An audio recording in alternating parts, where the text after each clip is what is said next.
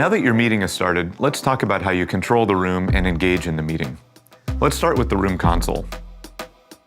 On the console, you'll see information about your meeting, like the name, the time, the organizer, and whether or not it's being recorded. Most of the controls you see on the console align with those on the desktop experience. From the room console, you can select the layout of people and content visible on the front of room displays. You can select from video gallery only, video gallery and content, or content only, together mode, and our newest layout, front row, which is specifically designed for hybrid meetings, bringing the video gallery to eye level and surrounding the meeting content with other relevant experiences that keeps everyone in the room informed and included in every aspect of the meeting.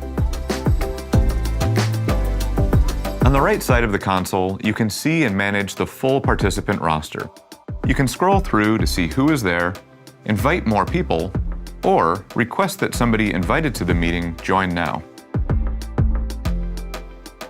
If someone in the meeting has raised their hand, you'll see them listed at the very top of the roster, and of course in a prominent location on the front of room screen as well. If someone forgot to mute and is making some noise, you can mute them. And if they're really misbehaving, you can even kick them out of the meeting. You can also use the console to pin specific participants to the front of room screen or spotlight them so everyone in the meeting can focus just on them. I'm going to pin Joanna to our front of room screen.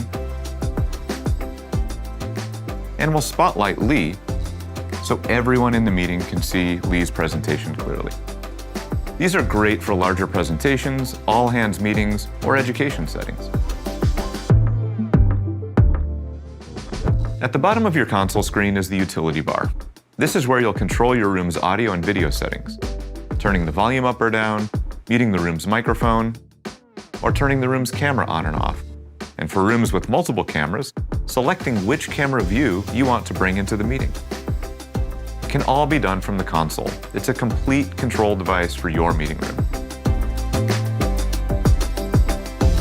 Raising your hand and reacting to others in the meeting can be done here as well, just as you would from your own personal device, except now you're raising the virtual hand of the room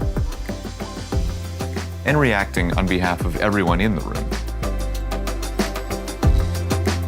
For some rooms, the console may be in the middle of a large table and out of reach, so we wanted to put these controls right in everyone's hands.